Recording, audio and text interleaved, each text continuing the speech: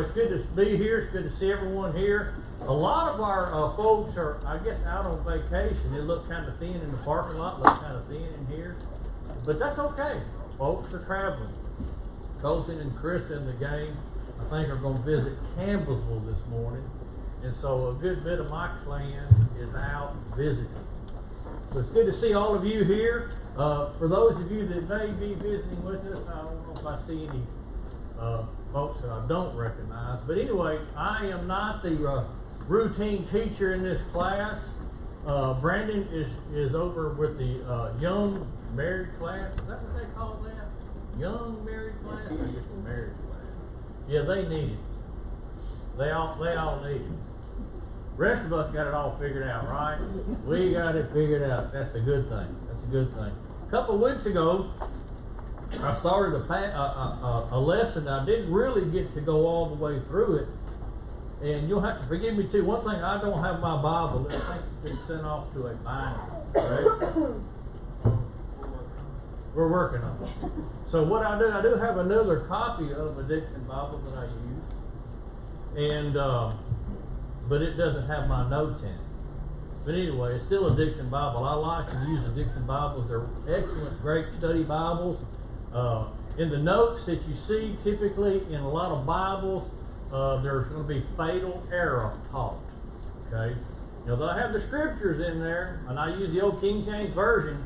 A lot of the notes that you see in a lot of study Bibles can contain fatal error, and they are the thoughts of men. They're commentary. But in the Dixon Bible, I find no fatal error in the comments or notes and all that. Really not a lot of comments.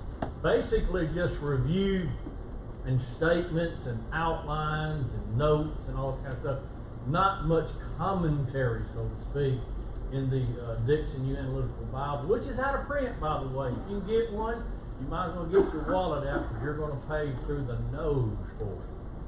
Try to get the genuine Morocco leather if you can. They'll last for a long time. Anyway, let's open our Bibles to Proverbs, the 13th chapter. Proverbs, the 13th chapter. And we're going to kind of pick up, you're going to have to do some review for the sake of those that weren't possibly in there. But I want to cover this. We had a lot of comments last time. Oh, by the way, I need to stop and do a little something else. There's been some discussion that I may, okay, one like to be over in another building. It'll be Hebrew history for anybody that wants to come in that on Wednesday night that runs parallel to the same time the other classes do. If there's enough interest shown in that, we'll go forward. Okay, Hebrew history. Some folks just don't like history, but some folks really do. We got a lot of comments a while back about a lesson I taught. We did a simple outline in the Old Testament. A lot of interest was expressed, but if there is enough continued interest, we will probably start teaching that class maybe midsummer, if not in the fall. So let me know. You'll need to let me know if you're interested in that. Proverbs, the 13th chapter, and in verse 34. Someone read that for me.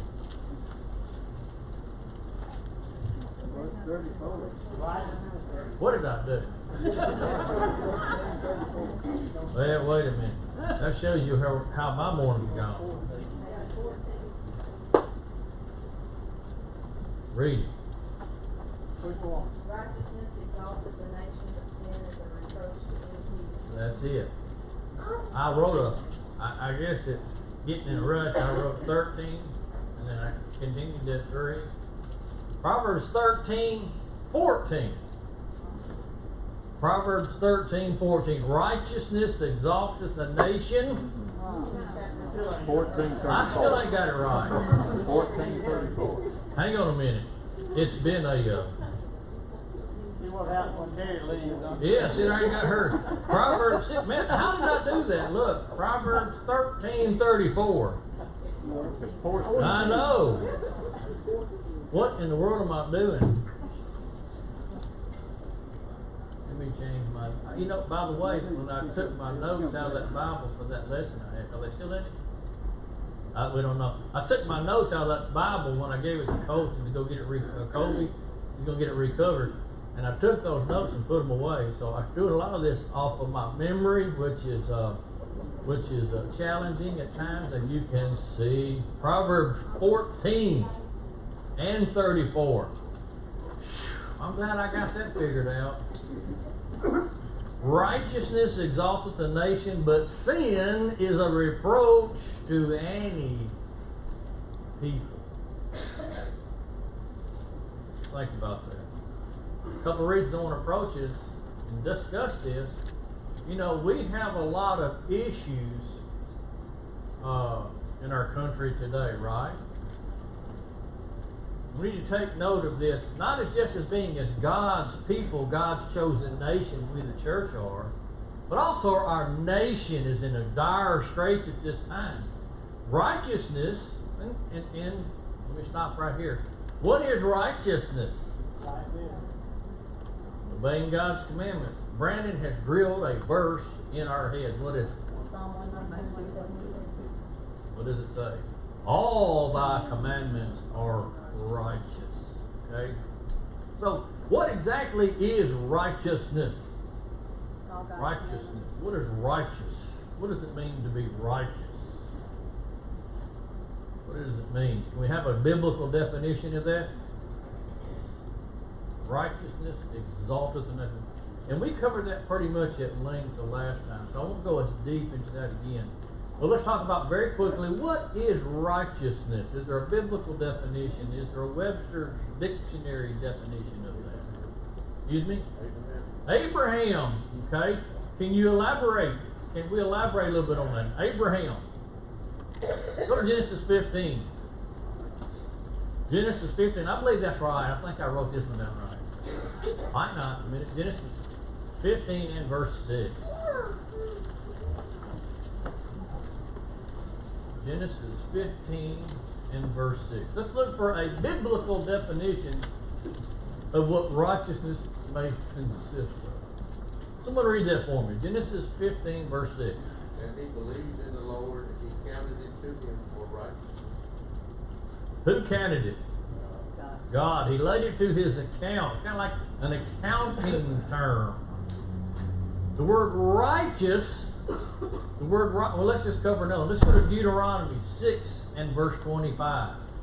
So, Abraham, belief is equated with righteousness. Belief could be, is the basis for being declared righteous.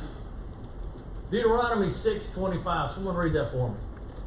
We shall be our righteousness, if we observe to do all these commandments before the Lord our God, as he hath commanded us. What is it that declares their Israel's righteousness? Right there in the passage. That they did God. This is not rocket science. It's not trick questions. Righteousness is obeying God's will, obeying God's commandments. God's nature is righteous. He is right. Okay? It's a legal term, actually. It's a legal term. You know, a lot of times when you go to the original language in the Old Testament, you'll see that word righteous, the Hebrew word, was translated in different ways at times. It was translated justify. Okay? Justification. Same thing. Those word talks, that is the idea of a legal term. A legal term. One has been acquitted, or he's been proven that he is clear of anything that he may have been accused of. It's a legal term. Brandon is about to finish up on the Sunday morning class the book of Acts. And we're going to be moving into the book of Romans. Okay? Have you ever read and studied the book of Romans? Okay? A lot of folks say it's one of the more difficult books in the Bible, but other than the book of Revelation, which has a bunch of apocalyptic symbol type language in it. But Romans is a treaty, what it is. It's a letter that Paul writes. And what it is, that treaties, that statement, that declaration, that defense of truth It's basically how that a man is made righteous before God. More specifically, how a man is justified. A little hint.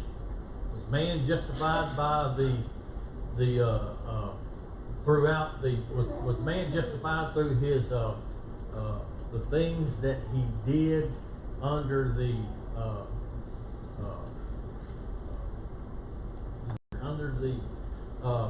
patriarchal dispensation? Was man justified by the acts of the patriarchal dispensation? Quick answer, I'll tell you no. Okay? Was man declared just by a new, more better covenant today? What's that? The law of faith, the law of Christ. Man is justified by grace. And then in retrospectively, the individual that was obedient to God under the patriarchal dispensation is justified by the blood of Christ. And also under the Mosaic covenant. The law could not save. The law could not justify. For it is impossible that what? The blood of bulls and goats can what? Take away sin. Each year there was a remembrance of those sins. But under the law of Christ, man is declared justified. Under the law of Christ, that is obedience to it, a man is declared right. We have righteousness through the law of Christ. The law of faith. All right, I shouldn't have taken that little rabbit trail, but I did anyway. Obedience too. James 2:23 won't have to believe God and it was declared. What does that mean? It sets it up. It brings it up. It uplifts it. It builds it up. It makes it great in value. But sin is a reproach to any people. Look at this. We're talking about a nation. Then we're saying, hey, righteousness exalts that nation. Righteousness can exalt our nation. I believe that's what made us one of the greatest countries on the face of the earth during our era. But sin is a reproach to any people. You talk about a nation, someone, well, I'm not a citizen of that nation. You're a people. You're involved in some type of group. I think it goes from a large to a small, or a small to a large. We're talking about people. Peoples can cover nations. Okay. There are Muslim people in all nations around the world. Okay? And there are Christians in a lot of nations around the world. Righteousness exalts the nation, but sin is a reproach. What is a reproach? First of all, let's back up. What is sin? What does John tell us? Doing what? Transgression of what? God's law. To go beyond God's law. We all know what sin is. Not a trick question. Y'all make it. Get your caffeine this morning? Okay. Kind of glad that we're not Mormons. They can't have caffeine. Interesting. Maybe one day we'll do a study on denominational doctrines. Anyway,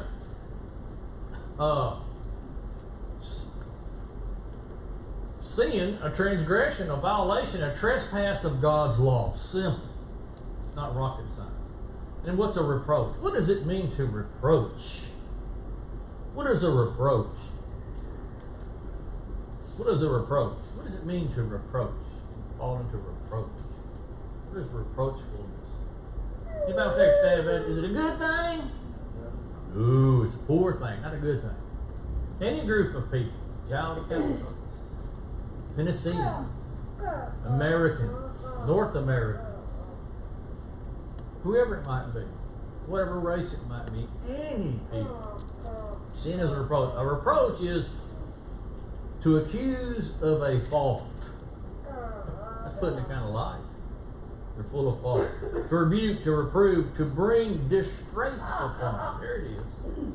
Sin brings disgrace upon our nation, does it not? Sin brings disgrace and shame upon our people. Sin brings disgrace, and shame and reproach upon our families, does it not? Any people, no matter how small that group of people may be, or how large multi-nations group of people. Sin is a reproach to any people. 1 John 3 and verse 4, transgression of God's law. Now, what I want to do is take a little bit of a deep dive in our lesson this morning.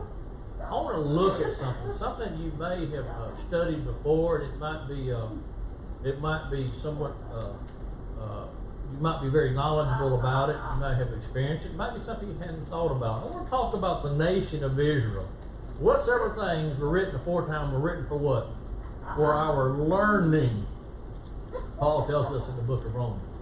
Written for our learning. The Old Testament is for our learning. Don't accuse me of throwing away the Old Testament, not believing the Old Testament. We've been accused of that because we differentiate between the law of Christ and the law of Moses and the patriarchal. Anyway, let's go to the book of Judges. Open your Bibles to the book of Judges. We're going to look at this. And we're going to kind of dovetail this together with some thoughts about how that our nation sits today. The behavior of our nation, our people. And we're going to kind of look at that. And we're going to look at Hebrews, the nation of Israel. We're going to look at their history here. And we're going to drill down into a specific time period in the book of Judges. In the book of Judges. We know the history leading up to this. 12 tribes of Israel delivered from Egypt, of the wilderness wandering, the Exodus. Then Moses passes away. Joshua is in charge. The book of Joshua. He leads the people, of course, the 40 years of wilderness wandering. They eventually conquer the promised land. They enter and inhabit the promised land. And God manages, God rules Israel how? By what? Somebody said it, I heard it. Don't be afraid to say it. How did God rule that nation? Through what? Samson, Ehud, who those people were? Judges. Period of judges. Now, there was a challenge to it. There was a challenge to that. Could they have been faithful under that system? Were they faithful to God? Were they righteous and just before God under that specific type of system? They were, as you read through that. When you read the book of Judges, it can be a very confusing book at times. You'll see a cycle that takes place. Okay? You'll see where Israel is faithful to God. They're obedient. They're righteous before God. And God blesses them. And then they become complacent. Then they become lazy. Then they let their guard down. And sin begins to enter into the camp. The nation begins to sin, fall into idolatry. And then what happens? God sends forth his punishers to rebuke Israel. He uses evil men to fulfill his task of rebuking the chastisement of Israel. Then Israel calls out for deliverance before God. Good example, Samson, that were under the Philistine, the tyranny of the Philistines. And God sends those judges in to deliver them. And then once again they cry out to God, oh, forgive us. And they're faithful to God once again. And God blesses them. And then once again, they enjoy the blessing. And they become unthankful. And then they become thoughtless. And they fall into sin again. And we see that repeated again and again in the book of Judges. Now look in Judges chapter 17. From that passage on, you see a little bit different thought that comes out. In Judges, I can get there. See, this is an older diction, another diction we had. Terry uses another. This was hers, but she uses another Bible, and those pages are kind of sticking together a little bit. But look in Judges chapter 17. I've said that about a half dozen times, and in verse 6. Get that out. Someone read that for me. Hey, you take one and then you take 19-1. No, don't go to 19-1. We'll go there in a minute. Go ahead. those days there was no king in Israel, but every man did that which was right in his own eyes. Okay. That sounds like, hey, that's pretty good. That's a pretty good way to go, isn't it, Eric? You know, you do what you want to. We pretty much get to do what we think is right in our own eyes, don't we? What's happening here? When you read these texts here, you'll see that they did that which is, look at that root word, that which is what? Right in their own eyes. What does it mean here? You can kind of drill down in this thought here, and they were doing what they felt that would declare them right or righteous before God. They did whatever they thought was right. They were a law unto themselves at this time. Every man did that which was right in the eyes of God. Does it say that? They did that which was right in their own eyes. They followed their own ways, their own will. And when man does that which is right in his own eyes, what happens to the commandments of God? They're pushed to the side. They're pushed to the side. Now, let's go to chapter 19. I want to look at a specific story. This is a horror story. This is awful, but we're going to read about it. This might be more of a Wednesday night type material to cover. But I want to read this. I'm going to have to just kind of bolt through some of this because we got plenty of time. We got a few minutes here. Let's begin reading and looking at some passages throughout the end of the book. Because when you hit chapter 17 of the book of Judges, you see that recurring statement, every man did. Hey, when that happens, when every person does that which is right in their own eyes, they declare their own righteousness, they figure themselves as judged. What happens? What does that result? What is the result of that? Chaos is the exact word I'm looking there. Chaos in that nation, in Israel. When you read those chapters of the book of Judges, it's like, what in the... It's hard to keep up with what's going on. Okay? So you gotta kind of put it in the poor light and read the rest of the book. Like, oh man, they're doing all this wicked stuff. Look in verse 19. I'll let you read that, whoever that second person was. Would you go ahead and read that 19:1.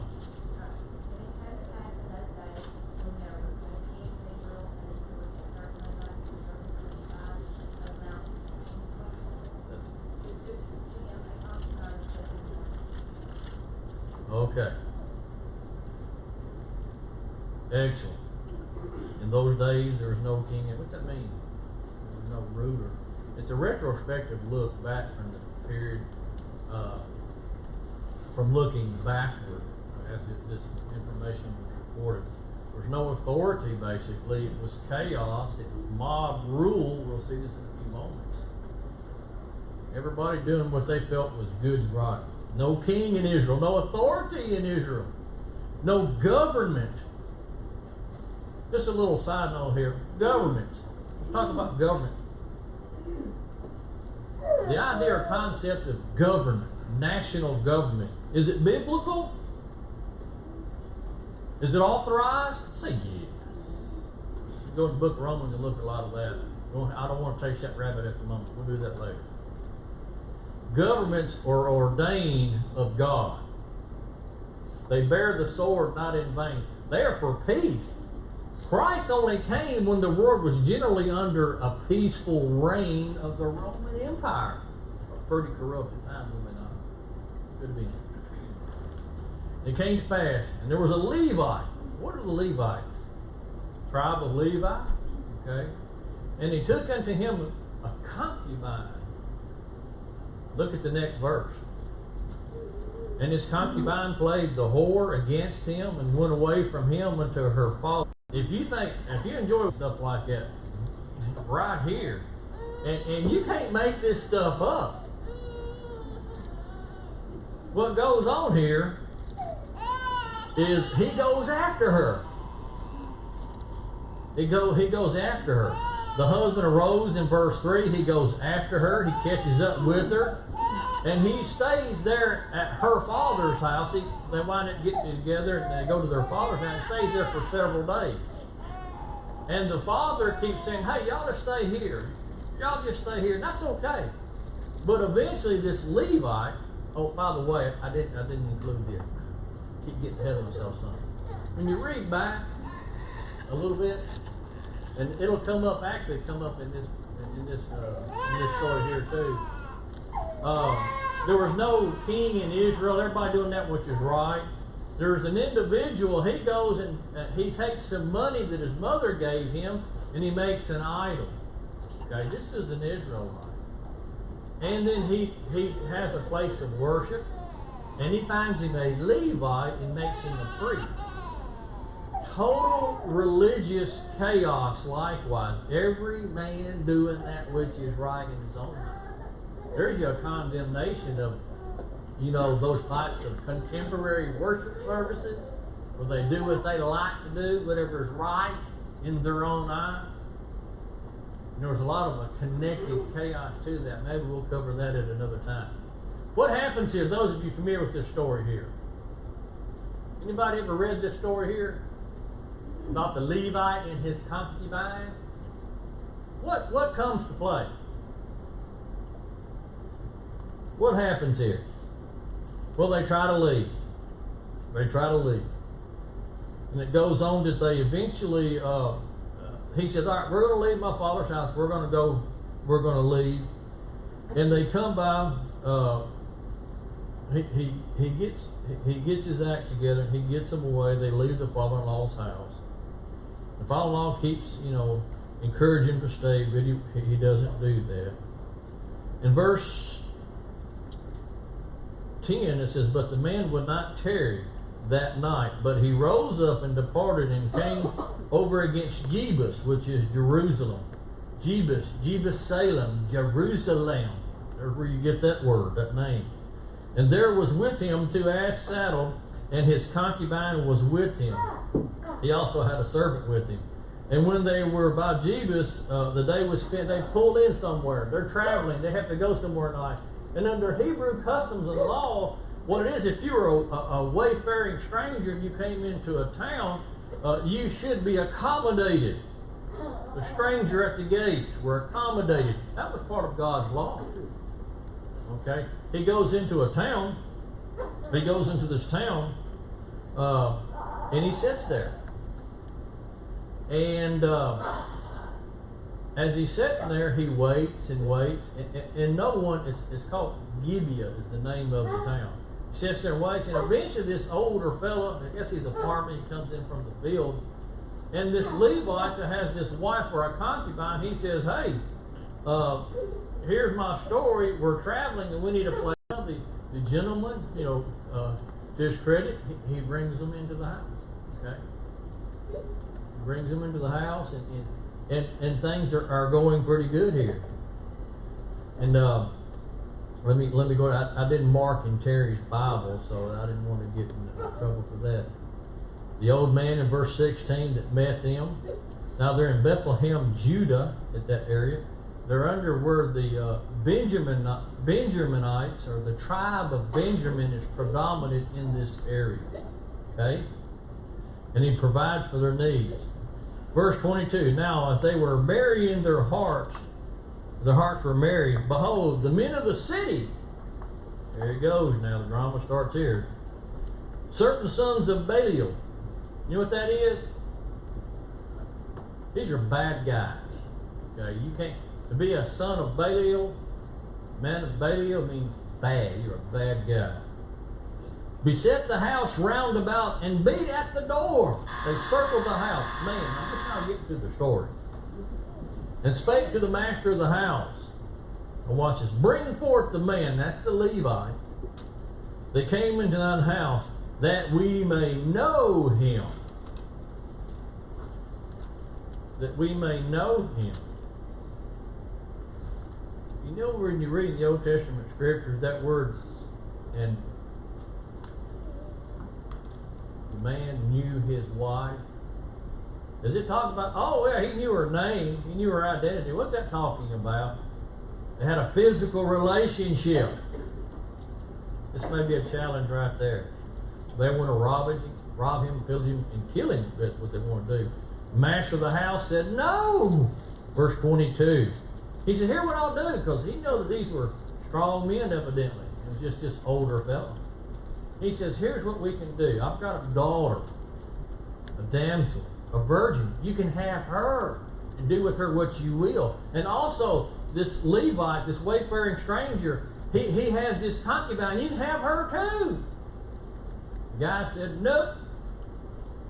But the older fellow wouldn't let him in. And he says, please don't do this vile thing, verse 24. Men wouldn't listen, so what they did, these men of Belial, they took the concubine. They didn't take the daughter, they took the concubine. Look in verse 25. But the men went out hearkening unto him. So the man took his concubine and brought her forth to them, and they knew her. See what I'm saying there? That's the adult language. And abused her all night. They raped her to death. This is what happened. These are Israelites. These are the children of God. It's recorded right here in the Bible for us. Righteousness exalteth the nation. Sin is a reproach to any people. Verse 26. Then came the woman in the dawning of the day and fell down at the door of the man's house where her Lord was, until it was light. And her Lord, that's her master, her husband, rose up in the morning, opened the doors of the house, and went to go on his way. Behold, the woman, his concubine, fallen down at the door, and her hands were upon the threshold. And he said to her, let's get up. He said, get up, let's go. She didn't respond. She was dead. What happens next? Alarming, is it not? This is the history of a reprobate nation. What happens next? He takes that concubine, her body, he cuts her into 12 pieces. This is true. This is morbid. This is awful. This is biblical history. Righteousness exalted sin. He cut her into 12 pieces and sent her to the far reaches of the kingdom of Israel. And he said, we've got to do something about this. I'm just paraphrasing here. Let me tell you, if somebody, we got some postmasters in here, postmasters, maybe other folks that deliver. Somebody came up and delivered you an arm or a leg or a torso or a head. Would that get your attention? It did. These were sent by post somehow. Got their attention. It infuriated the people because he gave a message about what was happening here, what took place. So this is at a point in Israel's history where 11 of the tribes are about to completely snuff out the tribe of Benjamin. Just about, they almost completely eliminate. They go to war with their own brethren at this point. Israelites fighting Israelites, destroying them. It puts them in a pretty good bind. There's a handful of them left, and they have to, as we read through the story, they have to provide them some help so they can sustain, and they don't just actually fall into oblivion. The tribe of Benjamin. Israel saves them. They almost put them into extinction at that point. Why are we talking about this? Why are we studying this? Righteousness. It's chaos, is it not? It's sin. When people do what they think is right and they do not obey the commandments of God, what happens? Chaos. That's a confusing book, that latter part, those latter chapters. Like, what is going on here? Very corrupt history of the nation of Israel. Very eye-opening. Very, very eye-opening. Any thoughts? Any questions? Any comments? Always keep that in mind. Righteousness exalted. We think about the broader things. But sin is a reproach to any people. Any people. Y'all's countyans, your own specific family, Fairview.